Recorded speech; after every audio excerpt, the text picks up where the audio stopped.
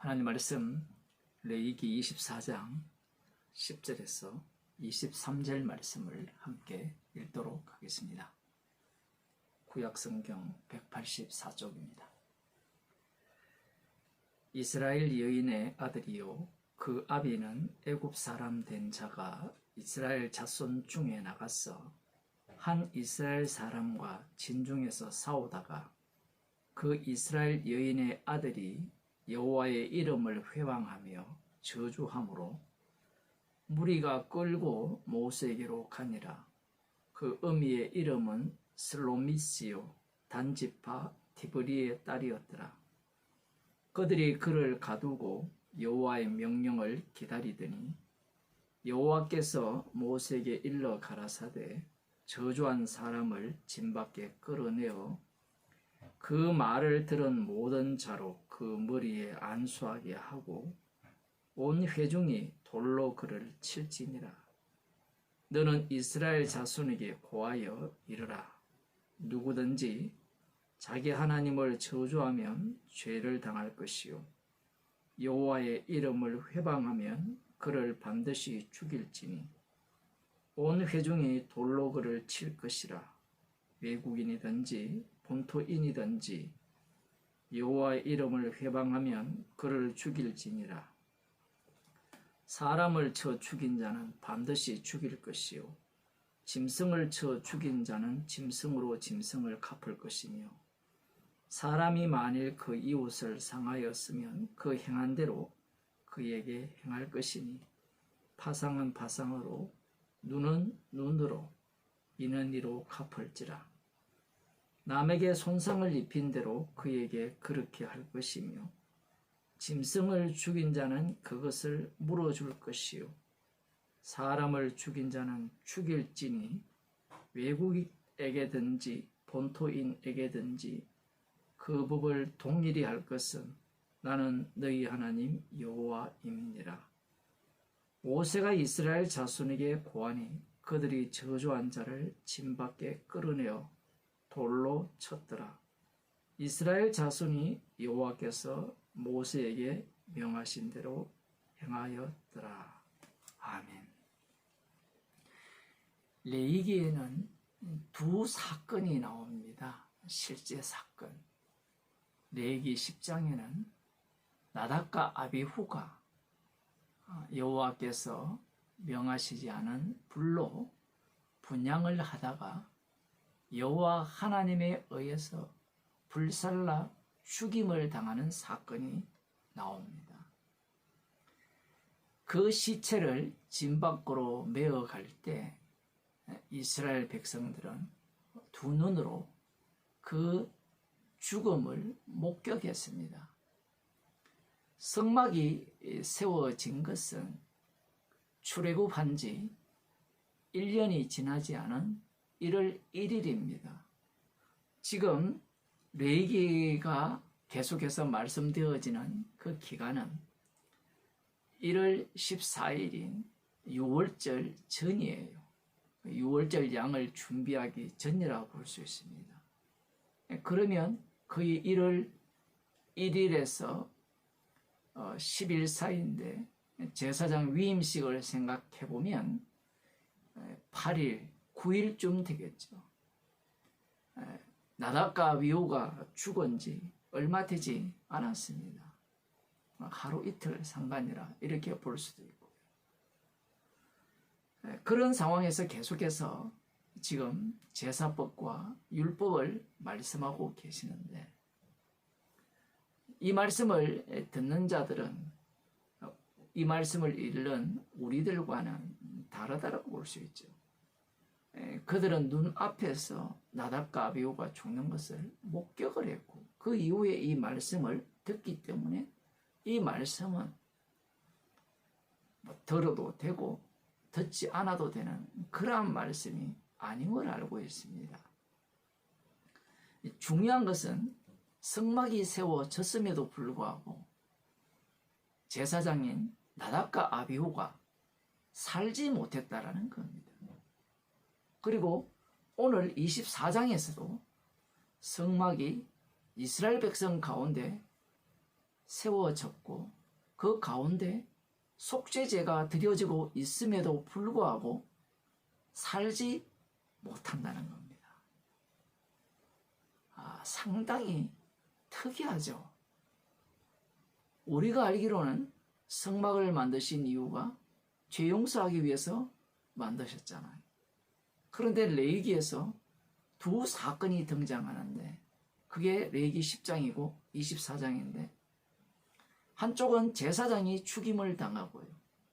24장에서는 이스라엘 백성이 돌로 쳐 죽임을 당합니다. 물론 나답과 아비후는 여호와 하나님께서 친히 죽이시고요. 레위기 24장에서는 여호와 하나님의 이름을 모독하고 저주한 자, 그 소리를 들은 자들이 돌로 쳐 죽입니다. 우리들 같으면 성막이 있다면 죄 용서를 받고 살 수 있지 않습니까? 이러한 어떤 생각을 갖게 되죠. 여러분들도 아마 이 레위기를 읽으면서 그런 생각을 가질 겁니다.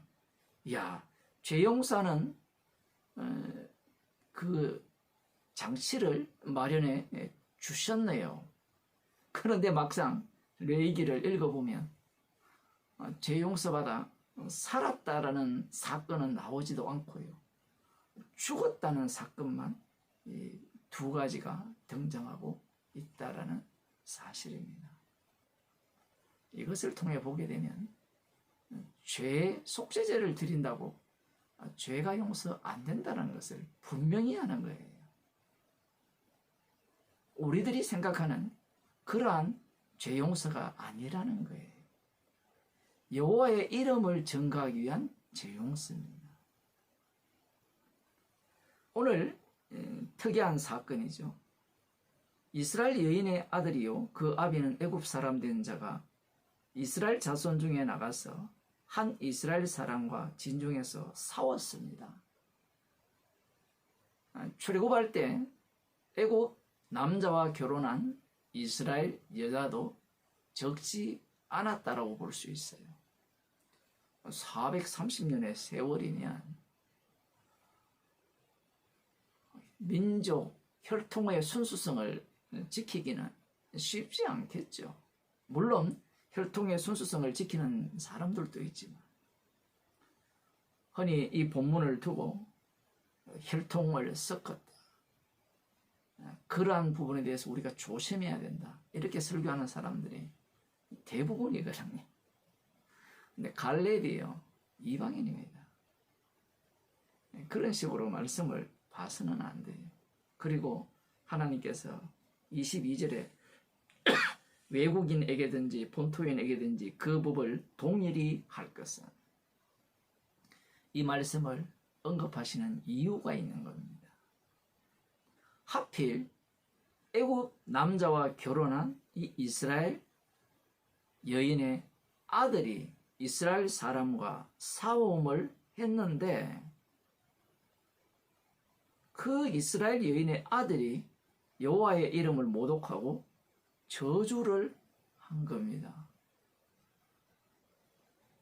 우리들은 여호와 이름을 모독하고 저주를 했으면 그럴 이유가 있지 않았을까?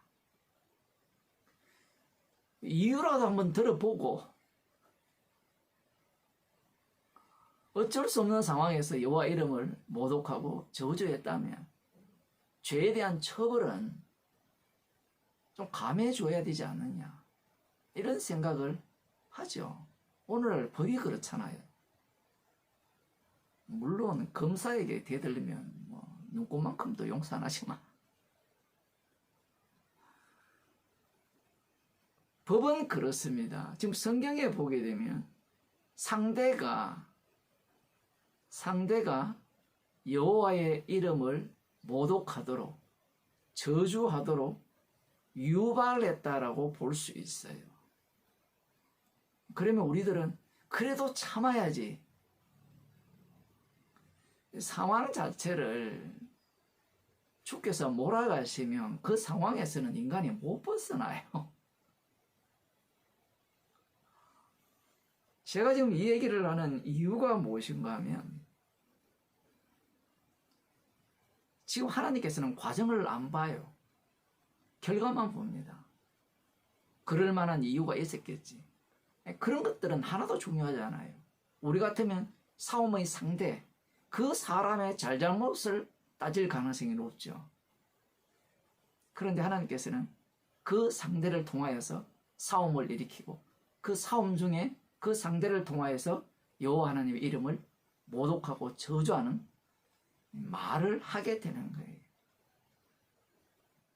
아버지가 애굽 사람이기 때문에 못 배워 먹어서 여호와의 이름을 모독하고 저주했다, 이렇게 볼 수 있겠지만 그건 너무나 단순한 생각입니다. 이스라엘의 행동을 보세요. 애굽이 그리워 죽는 자들이잖아요.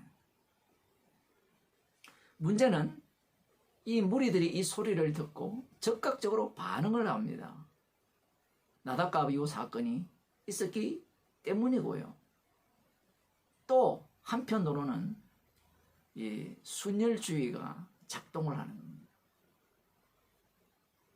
우리는 아브라함의 자손이고 순수혈통을 갖고 있고, 저 여자는 비록 단지파에 소속되었지만 그 남편은 애굽 사람이니까 그 아들이 하나님의 이름을, 여호와 이름을 모독하고 저주했다. 잘 걸렸다. 인구가 한둘이가 아니잖아요.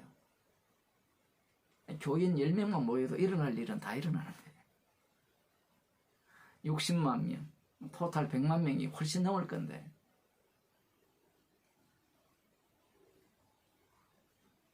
제가 이 말씀을 드리는 이유도 마찬가지입니다. 여호와 하나님께서 외국인이든지 본토인에게든지 법을 동일히 할 것은, 이 말씀을 언급하시는 이유는 이미 이들이 편견을 갖고 있다는 겁니다.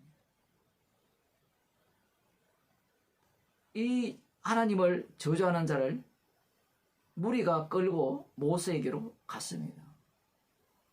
출애굽기 20장에서 여호와의 이름을 회방하는 자는 죄 없다 하지 않고 벌을 피할 수 없다라고 말씀을 하셨거든요. 그런데 어떠한 벌을 내린다라는 내용은 아직까지 전달되지 않았습니다.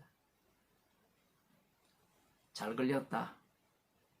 너가 너희 아버지가 애굽 사람이고 그러니 여호와 이름을 모독하고 저주했기 때문에 하나님의 진노를 피할 길이 없다. 하나님께서 어떻게 처신하시는가 보자 라고 하여서 모세에게 끌고 갔습니다. 그런데 그들이 그를 가두고 여호와의 명령을 기다리는데 그들은 어떤 예상을 했을까요? 잘못을 누가 했습니까? 여호와의 이름을 모독하고 저주한 자가 잘못했죠. 그러면 그 혼자 벌을 받아야 된다라고 생각을 했을 겁니다. 그런데 여호와 하나님의 답변은 이렇습니다. 모세에게 일러 가라사대 저주한 사람을 진 밖에 끌어내어 그 말을 들은 모든 자로 그 머리에 안수하게 하고 온 회중이 돌로 그를 칠지니라.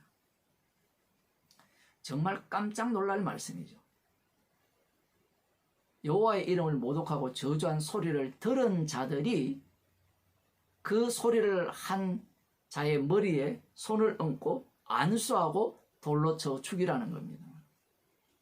제사법에서 안수한다는 것은 죄를 그에게다 덮어 씌운다는 거거든요. 죄가 전가된다는 겁니다. 이들은 얼떨결에 사움판 옆에 서 있었을 뿐이고 우발적으로 나오는 여호와 이름에 대한 모독과 저주 소리를 들었을 뿐인데 여호와 하나님께서는 그 소리를 들은 자들조차 죄 없다 하지 않는다라는 사실입니다. 지금 계속해서 율법이 주어지잖아요. 율법이 주어지고 율법을 지켜야 하나님께서 저주를 내리지 않는다라는 말씀이 계속해서 떨어질 때 관람자에 있는 입장, 나만 안 지키면, 나만 지키면 되지. 나만 율법을 범하지 않으면 되지 않느냐. 이런 사고방식 자체를 주님께서는 용납하지 않는 겁니다. 이들은 하나예요. 모두가 다 연동이 되어 있습니다. 그 머리에 안수하게 하고 온 회중이 돌로 그를 칠지니라. 그러면서 하나님께서 15절에 너는 이스라엘 자손에게 고하여 이르라. 누구든지 자기 하나님을 저주하면 죄를 당할 것이요 여호와의 이름을 회방하면 그를 반드시 죽일지니 온 회중이 돌로 그를 칠 것이라. 외국인이든 본토인이든 여호와의 이름을 회방하면 그를 죽일지니라. 이 말씀 속에 들은 자들이 그 머리에 안수하는 내용을 지금 포함시키고 있는 거예요. 이스라엘 백성 입장에서는 상당히 불합리하다고 생각할 수 있겠죠. 자기는 그냥 지나갈 뿐이었는데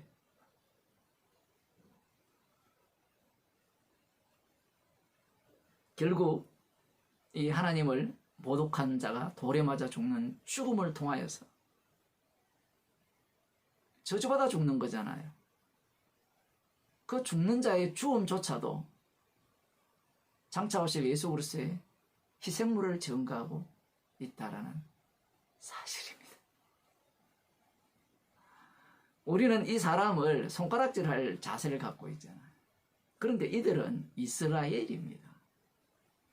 이스라엘 중에 여호와 이름을 모독해서 돌에 맞아 죽는 자가 결국은 장차 오실 분이 똑같이 여호와 이름을 모독했다 하여서 십자가에 못 박혀 죽임을 당하거든. 놀라운 것은 그 죽음 속에 합리한 자만 구원을 받아요. 그러나 어느 인간도 거기에 합류하기를 원치 않죠. 아마 이 말씀이 이스라엘 백성에게 떨어졌을 경우에 어떤 싸움이 일어나면요, 모두가 다 그 자리를 떠나고 싶을 겁니다. 저 싸움을 하다가 여호와 이름을 모독하고 저주할 수도 있으며, 저주하는 그 소리를 내가 듣는다면 나도 이 죄를, 하나님의 저주를 피할 길이 없다라고 생각하지 않겠습니까? 하나님께서는 이러한 인물, 여호와 이름을 모독하고 저주하는 이 자를 돌로 쳐 죽임으로 말미암아, 그리고 그 소리를 들은 자들이 그 머리에 안수하게 함으로 말미암아 장차 오실 예수님이 하실 일을 고스란히 증거하는 증인으로 사용한다는 사실이에요. 우리들의 관심은 옳으냐 그르냐에 있잖아요. 어떤 일이 있어도 여호와 이름을 모독하면 안 되고 저주하면 안 되고 여기에 미쳐 있어요. 그러니 십자가를 교회에서 제거해버리는 겁니다. 세상은 십자가를 위해서 만들어졌거든요. 이스라엘을 만드신 목적도 십자가를 위해서 만들었단 말입니다. 십자가 지신 예수 그리스도의 주되심을 위해서 이스라엘을 만들었는데, 목사나 교인들은 성경을 보면서 무엇이 선이고 무엇이 악이냐를 분별하여서 선한 쪽에 서려고 예를 쓰는 겁니다. 그러니 이 말씀을 통하여 십자가를 보지 못하는 거예요. 레위기에서 이 사건을 그냥 괜히 끼워넣은 게 아니에요. 성막의 본래 정신을 고스란히 담은 겁니다. 레위기 10장도 마찬가지고 20장도 마찬가지고. 그러면서 하나님께서 사람을 죽인 자는 반드시 죽일 것이요 짐승을 쳐 죽인 자는 짐승으로 짐승을 갚을 것이며, 사람이 만일 그 이웃을 상하였으면 그 행한 대로 그에게 행할 것이니, 파상은 파상으로, 골절은 골절로, 눈은 눈으로, 이는 이로 갚을지니, 남에게 손상을 입힌 대로 그에게 그렇게 할 것이며, 짐승을 죽인 자는 그것을 물어 줄 것이요 사람을 죽인 자는 죽일지니. 성막이 있으면 앞서도 말씀드린 바와 같이 죄 용서받으면 다 되지 않습니까? 이게 인간들이 갖고 있는 사고방식이에요. 십자가를 증거하기 위한 죄 만들기거든요. 죄인이란 말입니다. 그런데 이것을 완전히 뒤바뀌어 버렸죠. 인간들은. 내가 무슨 죄를 지어도 십자가가 다 용서한다는 거예요. 구약 이스라엘 백성들이 이미 그 짓을 다 했어요. 그런데 레위기에서조차 그것을 용납하지 않죠. 충격적이잖아요. 성막이 세워졌으면 죄를 보면 죄 용서 받으면 되잖아요. 속죄물 드리고. 그게 안 된다는 겁니다. 사람을 죽인 자는 죽이라고 하죠. 그 이유는 구원 중심이 아니기 때문이에요. 여호와 이름 중심이기 때문에 그렇습니다. 여호와 이름으로 오신 분이 예수님이죠. 그분이 십자가에 못 박혀 죽으시고 부활하셔서 주가 되셨습니다. 외국인이든지 본토인이든지 그 법을 동일히 할 것은 나는 너희 하나님 여호와니라. 그들의 심보를 아는 거예요. 아버지가 애굽 사람이니까 끌고 와서 이 요놈들 죽여야 되겠다 라는 그 심보조차도, 그 악함조차도 주께서 다 아시고 동일하게 적용하라는 거예요. 동일하게 적용하겠어요. 23절입니다. 모세가 이스라엘 자손에게 고하니 그들이 저주한 자를 진 밖에 끌어내어 돌로 쳤더라. 이스라엘 자손이 여호와께서 모세에게 명하신 대로 행하였더라. 이 말씀을 예수님 당시 바리새인과 서기관들이 제대로 알고 있습니다. 그래서 그들이 여호와의 이름을 모독한, 자신을 하나님이라 한 예수님을 십자가에 못 박아 죽인 겁니다. 놀랍게도 주님께서는 그 죽임 속에 자신을 죽인 자를 합류시킵니다. 거기에 합류당한 자만이 긍휼의 그릇으로 구원을 얻는 자요, 성도가 되는 겁니다. 그러면 그들은 뭘 자랑하느냐? 예수 그리스도의 죽으심을 자랑하는 거예요. 기도하겠습니다. 하나님 아버지, 이 세상 전체가 십자가에 못 박힌 주님을 증거하기 위한 세상임을 알려주시고, 우리 자신이 돌로 쳐 죽인 그분이 우리의 죄를 용서하시고 구원하신 주님이심을 알게 하심을 감사드립니다. 우리의 삶 자체가 십자가신 주님만을 증거하는 인생으로 살게 해 주옵소서. 예수님 이름으로 기도드리옵나이다.